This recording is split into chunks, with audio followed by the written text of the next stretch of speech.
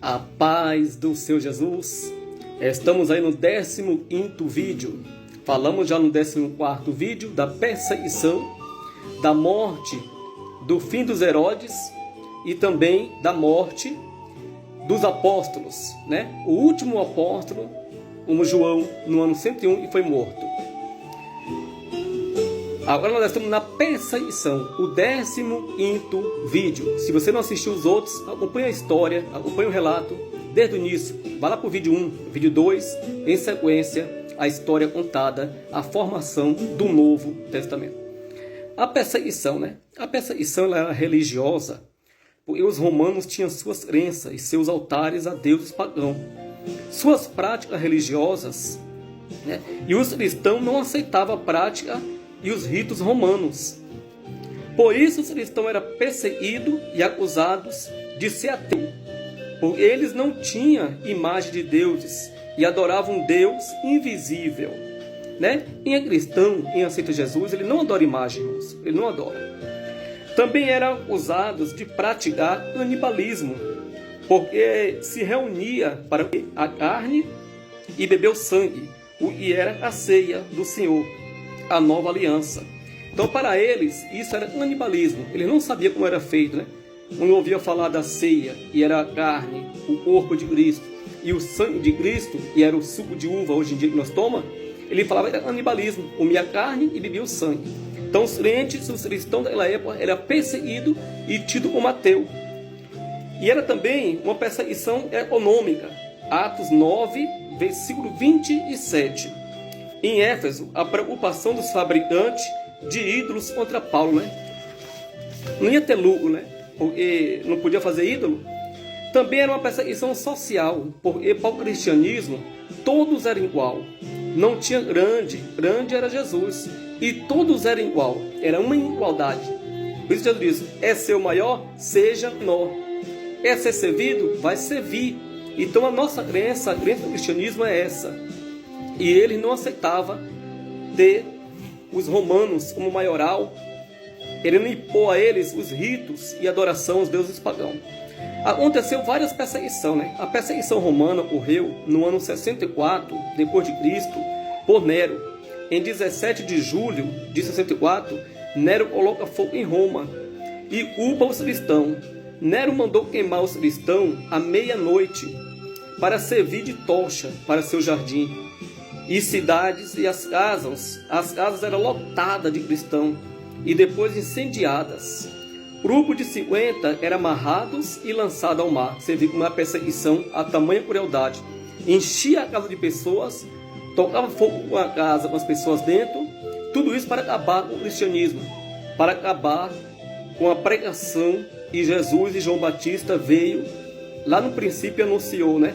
Arrependei-vos, que é chegado o reino dos céus.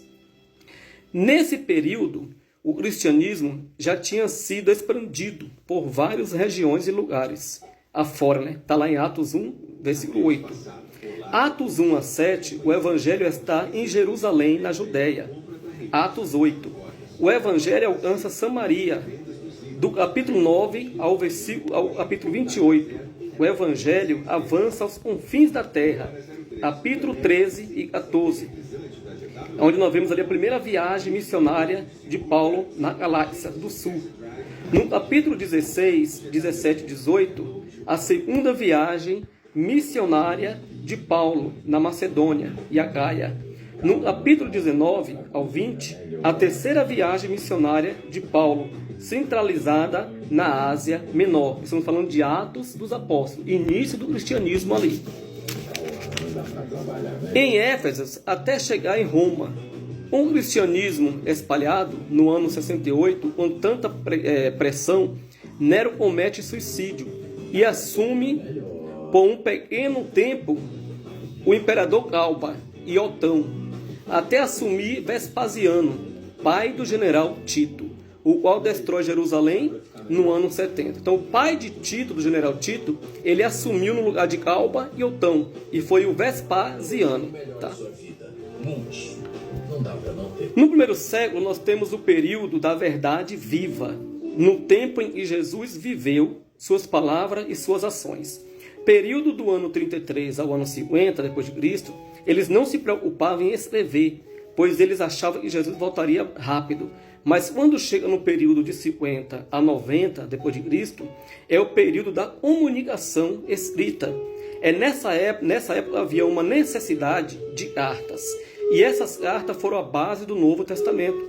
A Bíblia não foi dada em fragmentos. E os pariógrafos tiveram que juntar vários fragmentos para que tivéssemos um Novo Testamento. No ano 67, houve uma rebelião judaica contra Roma. Alguns judeus, denominados os zelotas, se rebelou, matando tanto romanos quanto qualquer um que ia contra eles. Eles matavam até mesmo o próprio judeu, por não abraçar suas causas, a sua revolta judaica. E foi enviado para acabar com essa revolta o general Tito, filho do imperador Vespasiano, o qual cercou Jerusalém. Os judeus achavam que estavam protegidos por Jerusalém ser uma fortaleza impenetrável, com seus muros altos, mas o cerco durou tanto tempo e dentro de Jerusalém faltou água e faltou comida. Nos conta um historiador, Flávio Joséfo, e dentro de Jerusalém tinham os ladrões, pessoas maus, e invadiam as casas, roubavam os alimentos e restavam, e ainda torturavam as pessoas. As pessoas morriam de fome e de sede nas ruas. E os ladrões que estavam ali dentro querendo comida e roubavam as pessoas e maltratavam as pessoas, não tinham piedade, não tinha pena de ninguém. Na cidade tinha uma mulher e pegou seu filho, cozinhou e comeu. Os ladrões invadiu a sua casa, contando isso o historiador Flávio Joséfo, historiador da época. Os ladrões invadiu essa mulher atrás de comida. A mulher lhe disse: está aí, porque pode comer. Está aí, você pode comer. Eu já comi, é meu próprio filho. Se vocês não querem comer, eu mesma como o resto.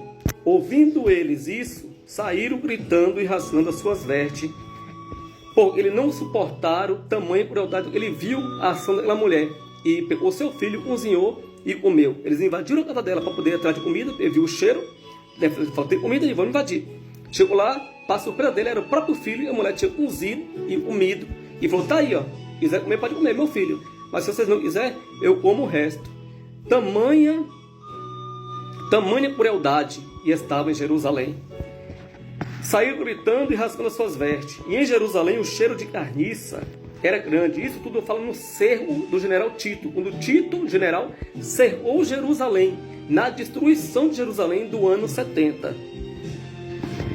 Ele rasgou as suas vestes, pois havia corpos e sangue espalhado por todo canto. Os pais mataram seus filhos e depois se mataram para não cair na mão dos romanos. Deus havia avisado, Deuteronômio 28, 53 a 55. No ano 70, os muros de Jerusalém, eles caem, e os romanos entram, e muitos judeus foram mortos, e outros vendidos como escravos, e presos. O templo, o santuário, tudo foi queimado, destruído, não ficou pedra sobre pedra.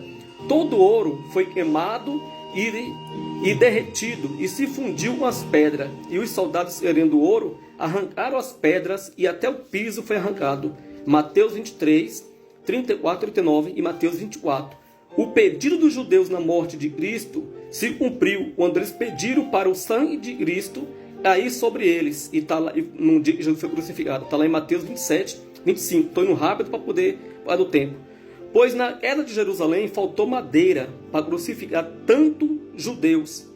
O massacre foi grande, muitos judeus foi dispensos por 1878 anos e só voltaram a ser repatriados em 1948, após a destruição de Jerusalém. Vespasiano inaugurou o Coliseu, onde morreu muitos crentes. Você viu que ali no cerco morreu muito crente. Eles haviam pedido lá atrás para o sangue de Cristo cair sobre eles. E no cerco de Jerusalém, realmente foi derramado muito sangue. Faltou madeira para crucificar judeu. Jerusalém e a sua queda. Nós iremos para mais um vídeo, tá? Porque o vídeo é curto, somente 10 minutos. Assista os outros vídeos, me acompanhe nesse relato bíblico. Vamos aprender junto como foi iniciado, como construiu a Bíblia, o Novo e o Velho Testamento. Deus te abençoe. em nome